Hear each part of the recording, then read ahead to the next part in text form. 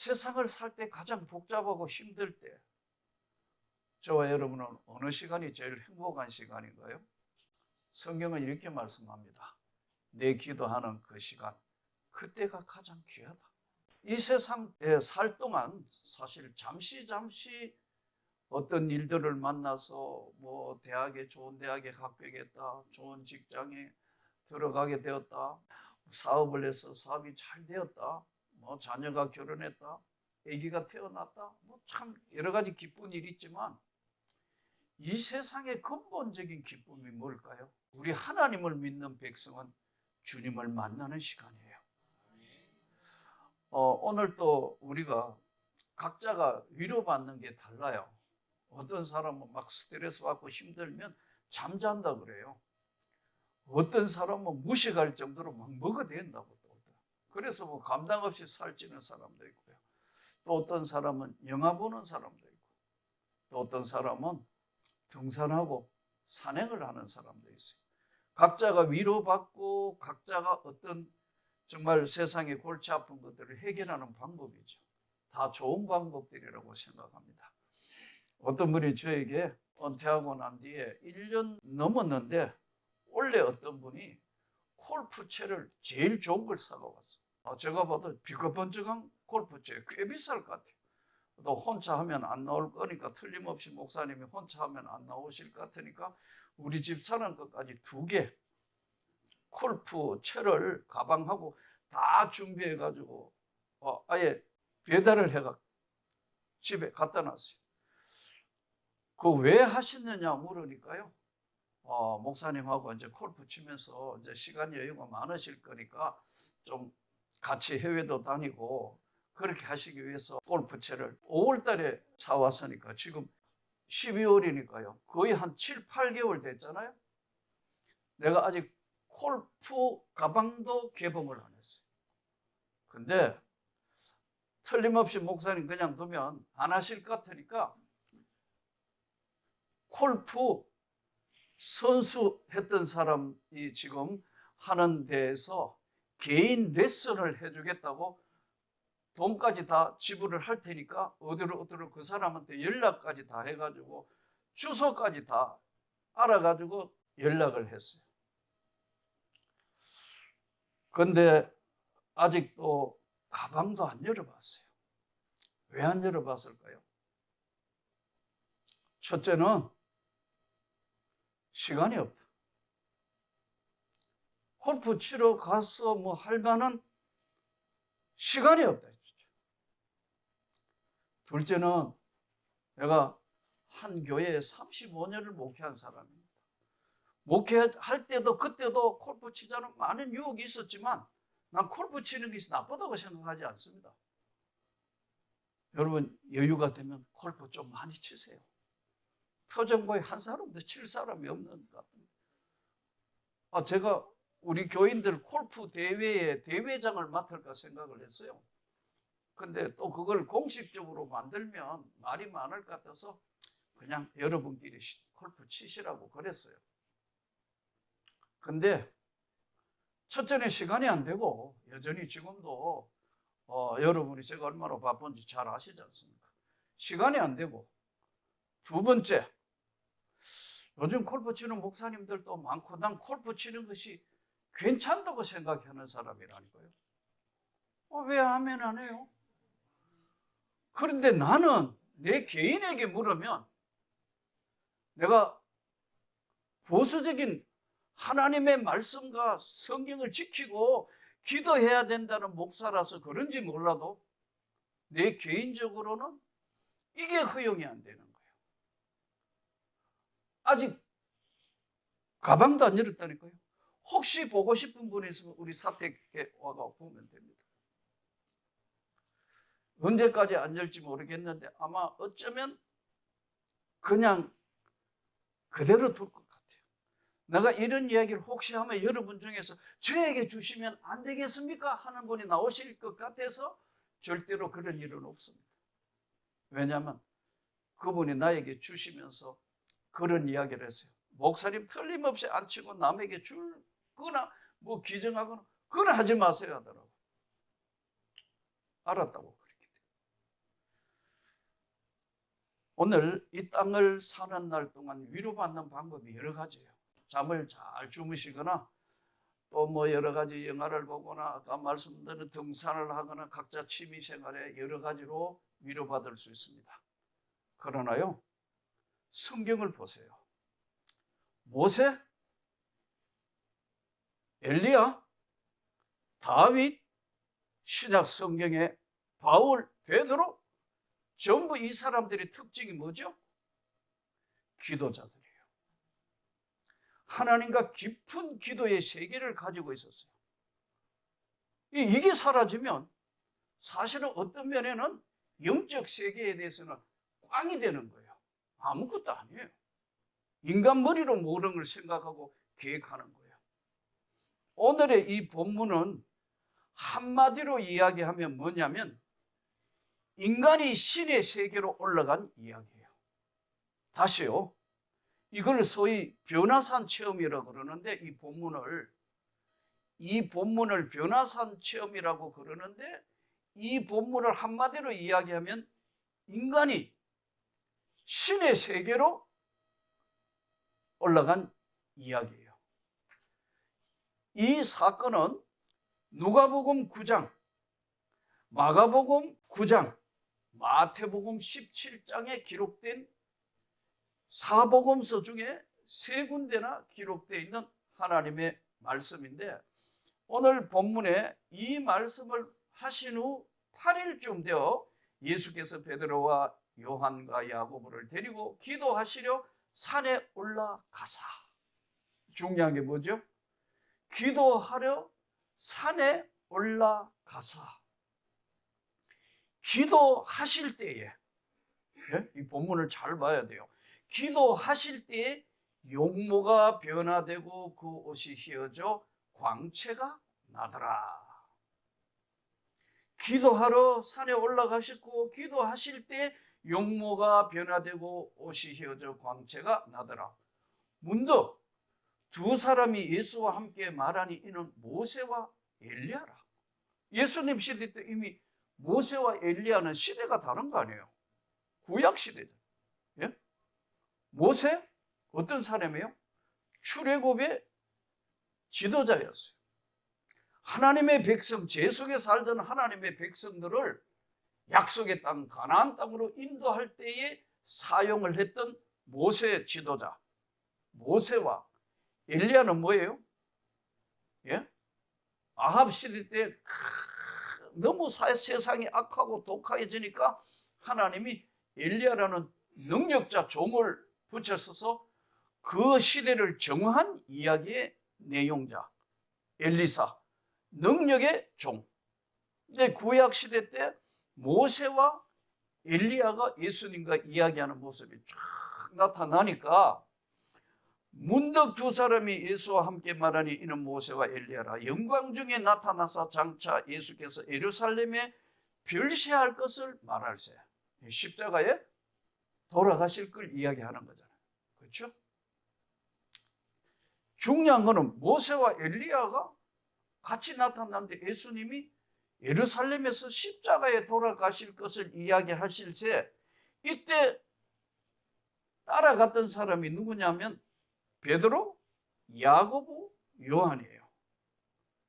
예수님 12제자 중에서 베드로와 야고보와 요한 세 사람만 데려갔다. 이걸 다른 말로 이야기하면 제자 중에도 특별 사명자예요. 베드로 우리가 잘 아는 대로 수제자잖아요. 리더자. 여러분 사람은 10명만 모여도요. 리더자가 있고 총무형이 있고 다 따로 있어요. 예. 사람 모여봐요.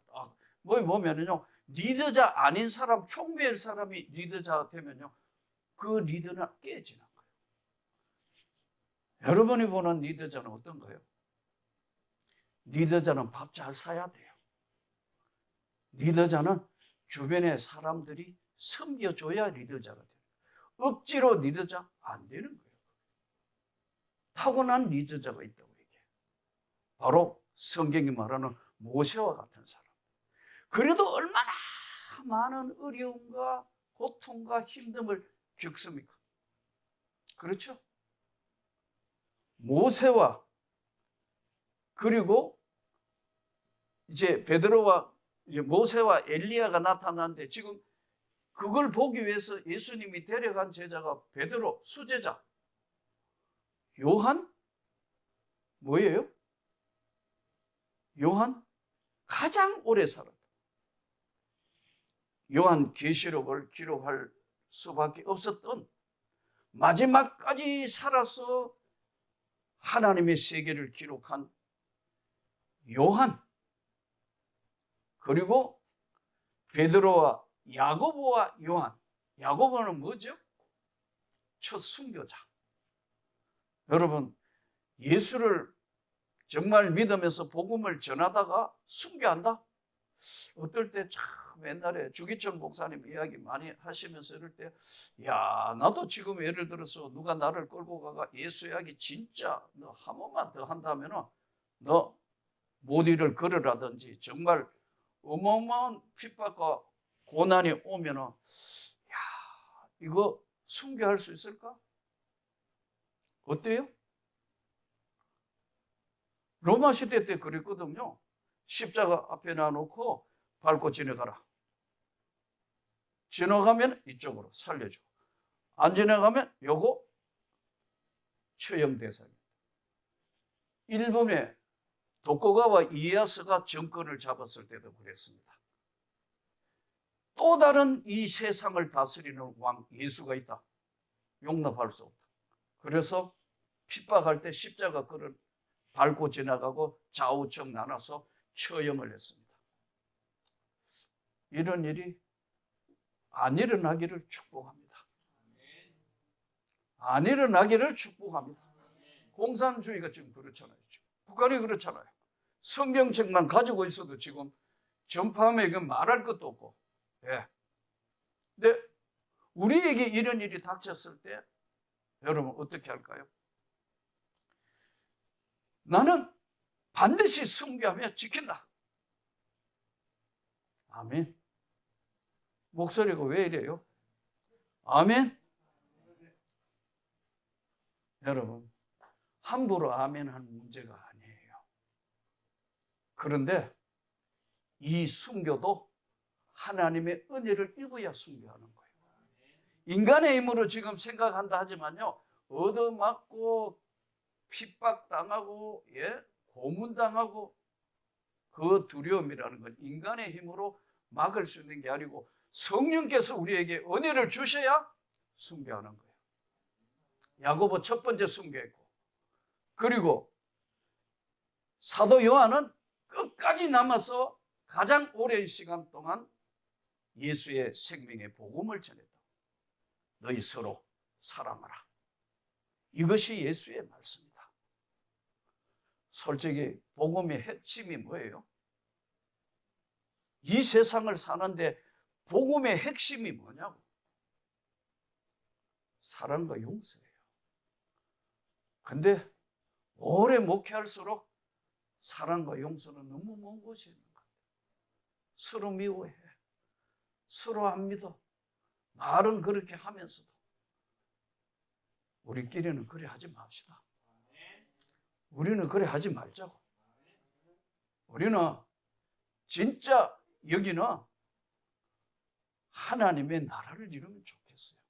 몇 명 예배 안 드리지만 적은 숫자를 할지라도 진짜 하나님의 나라를 이루어가면 좋겠어요. 베드로 지도자, 야고보 첫 순교자, 사도 요한 마지막까지 하나님의 나라를 보고 그 요한계시록을 기록한 이 특별 사명자 세 사람을 데리고 올라가서 기도하러 산에 올라갔다가 기도하자 싹 다 바뀌었다. 이때 이제 베드로와 및 함께 있는 자들이 깊이 졸다가 온전히 깨어나 예수의 영광과 및 함께 선 두 사람을 보더니 베드로가 지정신이 안에서 계속 피곤하니까 산에 올라갔으니까 여러분 피곤하잖아요. 예? 예수님 따라다니까 피곤해서 깊이 졸다가 깨보니까 아니 모세도 나타나고 엘리야도 나타나고 예수님도 계시는데 빛나는 광채로 확 바뀐 모습을 보면서 뭐라고 이야기하죠? 이 본문의 핵심이요. 예? 두 사람이 떠날 때 베드로가 예수께 여짜오되 주여 우리가 여기 있는 것이 좋사오니 여기가 좋사오니 우리가 초막 셋을 짓 때 하나는 주를 위하여 하나는 모세를 위하여 하나는 엘리야를 위하여 하사이다 하되 자기가 하는 말을 자기도 알지 못하고 여기가 좋다고 여기 집 짓자고 예? 모세 엘리야 예수님 집 지어드릴 테니까 여기가 좋으니까 내려가지 맙시다. 이 말을 할 즈음에 구름이 와서 그들을 덮는지라 구름 속으로 들어갈 때 그들이 무서워한다. 여러분 신의 세계인 하나님의 영광의 세계에서 인간의 세계로 내려오는 순간에 이 땅은 복잡합니다. 오늘 갑자기 구름 오니까 무서워한다 그러잖아요. 한치 앞을 내다볼 수 없는 것이 인간 세상이에요. 내일 일어나 몰라요. 하루하루 살아요. 불행이나 여행함도 내 뜻대로 못해요. 갑자기 몸이 아파 좀 찌부둥해 갔더니 췌장암 발기입니다. 패닉 상태로 나하고 가까운 목사님 쫓아왔더라고요. 여러분 인간 세상에는 내일을 알 수 없어요. 또 특별히 운동 많이 하고 막 그냥 헬스 그룹에 막 6개월씩 1년 넘게 막 몸 만들어고 몸 자랑하더니 보니까요 그 헬스 그룹 운동하고 암하고는 아무 관계가 없더구만. 가능. 그래가 또 그분도 패닉 상태. 잠자는 운동 외에는 별로 하는 일이 없고 이래 바쁘게 사는 나는 하루하루 산다는 것이 하나님의 은혜라는 것을 알고 사람이 그걸 살 때 그게 자기 인생을 사는 거예요. 그렇다고 내가 운동하지 말라는 이야기가 절대 아니라니까 오해가 없기 바랍니다. 우리 인간 세상에 한번 보세요. 베드로와 함께 있는 자들이 깊이 잠들었다. 이 잠은 두 가지 잠이에요. 하나는 육신의 잠이고 하나는 영혼의 잠들. 기도자, 은혜자, 깊이 기도하는 사람은 조심해야 될 것이 있습니다. 잘못하면 독선에 빠지기 쉬워요. 남의 말 안 들어. 만일에 기도자가 진짜 은혜자가 되려면요, 다른 사람 이야기들을 잘 수용하는 거예요. 아멘. 진짜 깊이 기도하고 깊이 하나님의 영광의 세계에 가까이 가본 사람들은 그런 지혜자는요, 그런 기도자는요, 다른 사람 이야기도 잘 수용을 한다고. 그러냐고. 잘못하면은 깊이 기도자 중에는 독선적인 사람이 많아요. 그러면 그런 사람은 일회적인 반창고나 아니면 서다가 버리는 막대기가 돼요. 깊이 기도할수록 지혜자가 돼야 되고 너그러운 사람이 돼야 돼요. 오늘 이 세상은 복잡합니다. 저들이 육신의 깊은 잠이 들었을 때에 땅에서는 어떤 일이 일어나느냐. 예수께서 이제 내려오시니까 땅 밑에는 사건이 벌어진 거예요. 무슨 사건이 벌어졌느냐. 베드로와 야고보 요한 데리고 올라갔고 밑에 있는 제자들만 남아있는데 어떤 사람이 간질 귀신 들린 아들을 데려왔다고 성경에 기록되어 있어요. 그 예수님이 안 보이니까 당신들이 고쳐주세요. 그래서 귀신을 쫓아내고 뭐 하기 위해서 막 난리를 했는데 고치지 못하더라. 당신의 제자들에게 내가 쫓아주기를 구하였으나 그들이 능히 못하더이다.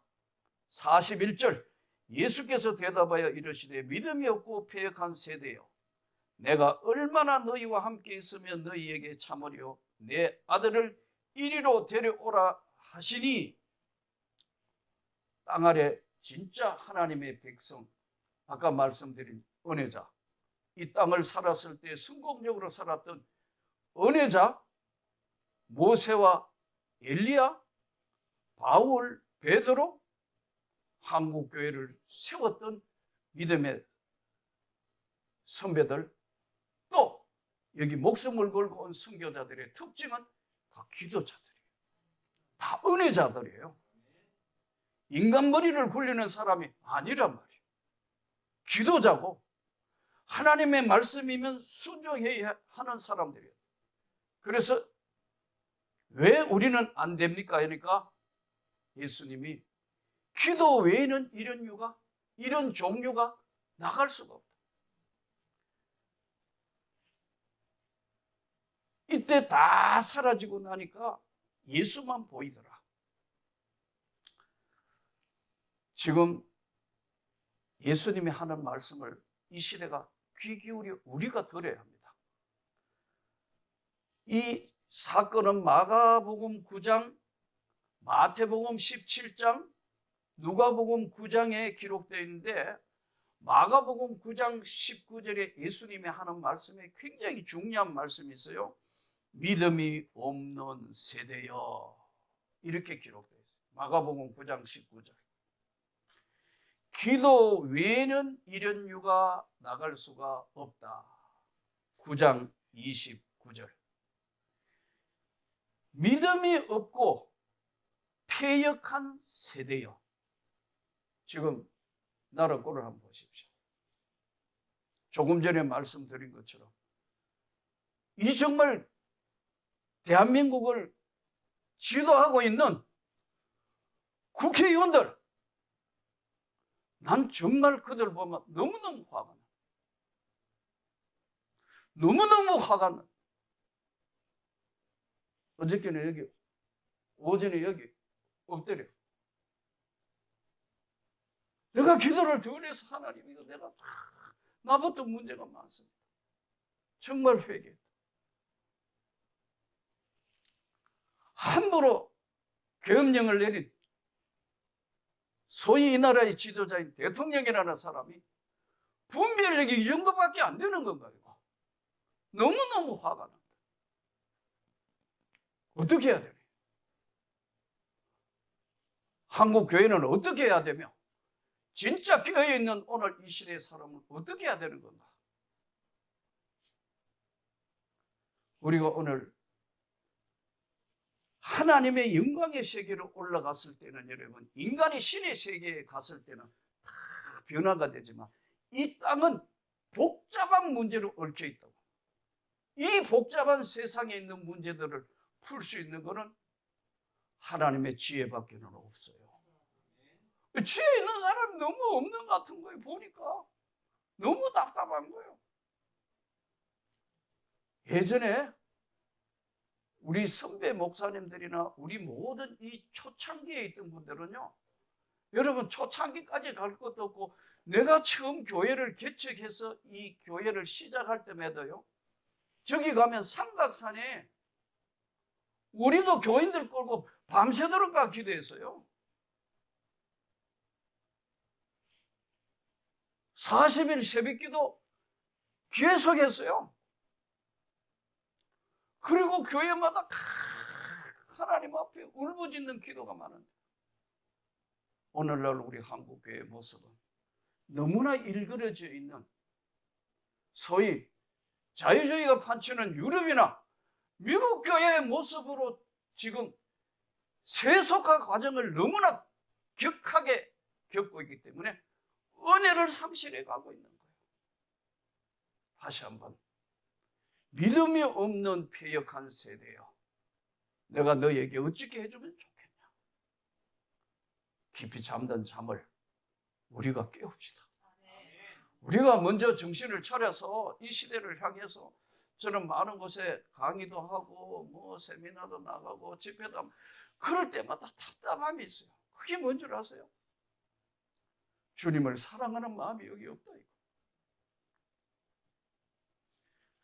주님을 사랑하는 이 가슴 속에 불같은 성령의 뜨거운 뭔가가 있어서 헌신하고 주를 위하여 죽겠다는 사람이 교회를 맡아야 될 것이고, 하나님의 나라를 세워가야 되는데 이런 사람들의 기도나 헌신은 점점 너무너무 희미해져 가는 거예요.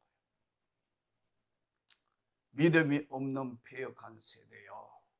오늘 예수님이 우리에게 던지는 말씀을 그냥 들으면 안 됩니다. 어쩌면 지금 대한민국 꼴을 한번 보십시오. 환율은 지금 계속 올라가고 있고 주식은 떨어지고 내수도 안 되고 한치 앞을 못 보는 이 나라를 어떻게 세웠는데, 이 가난하고 정말 어렵던 이 민족을 세웠는데 지금 여기 와서 똑같은 사람들이 정치하는 것 같아요. 하나님의 지혜가 있는 사람이 왜 안 보이냐는 거예요. 우린 정치권을 향하여 할 얘기도 당연한 것이겠지만 이는 우리에게 던지는 메시지예요. 믿음이 없는 패역한 세대에 하신 오늘 이 주의 말씀을 해가 바뀌어가는 이 연말에 깊이 깨달아서 우리라도 정신을 차려서 다시 기도합시다. 여기 언제든지 피어났어요. 돈은 다 알아요. 가져갈 것도 별로 없어요. 다 가져가봤자 얼마 안 돼요. 와서 시간 되면 제발 좀 기도해야 돼요. 하나님 앞에 엎드려 하나님의 은혜를 구하고, 거리가 먼 분들은 정말 지금은 난 답답한 한국 교회가 전체 비상을 걸어가지고 지금 끝없이 다 기도회를 하자 이래야 되는데 눈에 보이고 들리는 것만 자꾸 해가지고 죽겠느니 살겠느니 좀 너무너무 답답한 오늘 이 시대를 보면서 예수님이 믿음이 없는 패역한 세대여 내가 얼마나 참아야 되느냐. 주님의 은혜를 구합시다. 주님의 인도하심을 구합시다. 절대로 하나님이 무너지게는 안 하실 거니까 그 주님의 약속을 붙들고 우리라도 기도하면서 주님이 우리에게 주시는 이 세대를 향한 메시지를 잘 새겨서 꼭 승리하기를, 이 한 해가 가는데 하나님의 섬세하신 인도하심이 우리에게 있기를 간절히 소원합니다.